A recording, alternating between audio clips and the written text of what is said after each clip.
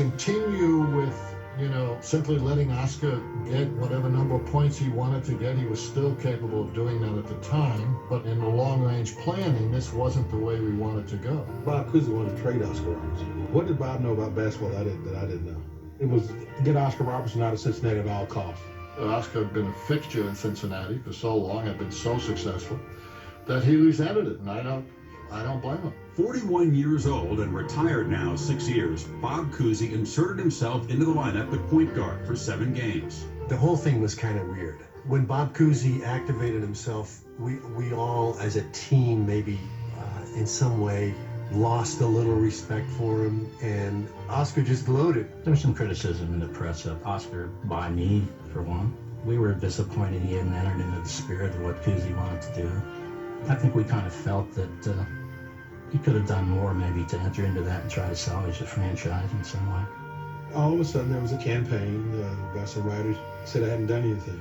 I've made all pro every year. Oscar, when you look back after all these years in Cincinnati, did you ever think the day would come that you would be traded from the Cincinnati Royals? Not prior to this past year, Jack. No, I didn't. I felt that I wanted to play out my tenure here in Cincinnati, but this past year they had a new organization to come with Cincinnati, and they felt that everything had to go. At the end of the season, the Royals had lost 5 more games than the preceding year. With virtually no goodwill between himself and the front office, Robertson agreed to a trade with Milwaukee to play alongside Lou Alcindor. Oscar took this, actually, I would say personally, more than just an impersonal trade. He's a leader. He's got great confidence and ability. He gets the job done, and he's going to be a big asset to us. When we first acquired him, everybody says, how are you going to handle Oscar and Kareem? They understood their roles, and Oscar was the orchestrator, and Jabbar was the devastator. The Bucks getting Oscar was a really brilliant idea. A guy who really knew how to move the ball around, who knew how to exploit defenses, who knew strategies. Early on in the season, Oscar realized that the pick and roll wasn't going to work with me and him because I did not have the bulk that Wayne Embry had, but that it was very easy to get me the ball when I was moving. I toned my scoring down, and the offense was for Kareem anyway. Oscar, being the person that he was, kept Kareem in his place, just like he kept all the rest of us in our places.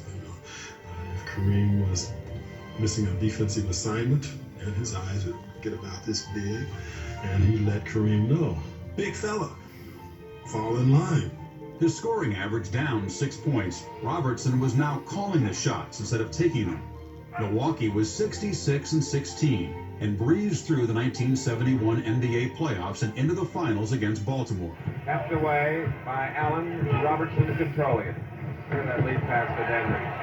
Robertson, he must have 4 or 5 eyes. The Bucks swept the Baltimore Bullets in 4 games. There's a big O!